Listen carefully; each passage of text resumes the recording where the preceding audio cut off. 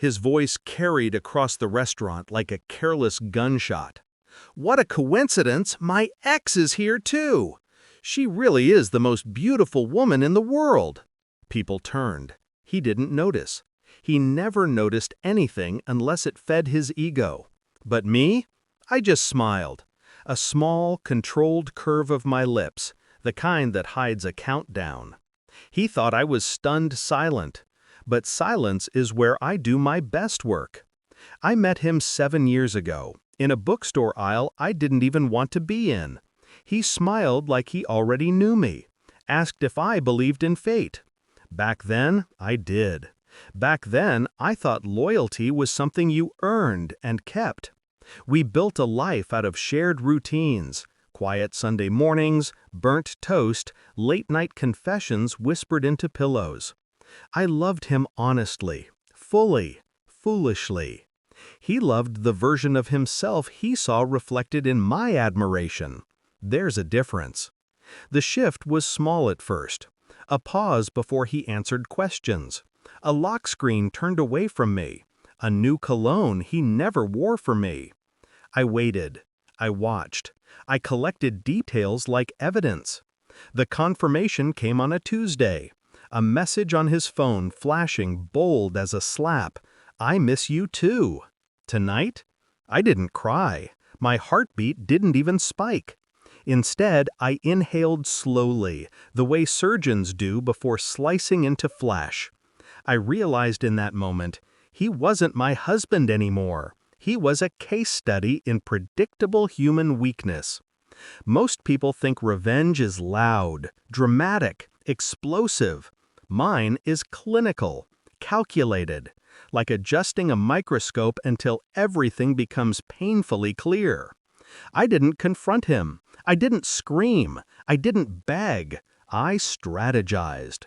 I met with a lawyer before he even left for his gym sessions. I moved half of my savings into an account with only my name on it. I contacted the landlord and renewed the lease solely under mine. He never noticed the paperwork missing from his drawer. He never notices anything unless it flatters him. The dinner tonight was the final puzzle piece. He'd planned everything, his outfit, his cologne, the way he'd tilt his head when he saw her. He didn't plan for me. He spent half the night leaning across the table, exaggerating stories to impress her from across the room, laughing a little too loud, looking back at me only when the bill came. And I excused myself to the restroom. Except I didn't go to the restroom. I went outside, across the street, into a lawyer's office I'd arranged to stay open late.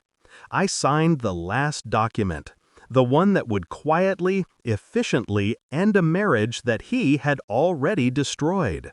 Stamped. Final. Done.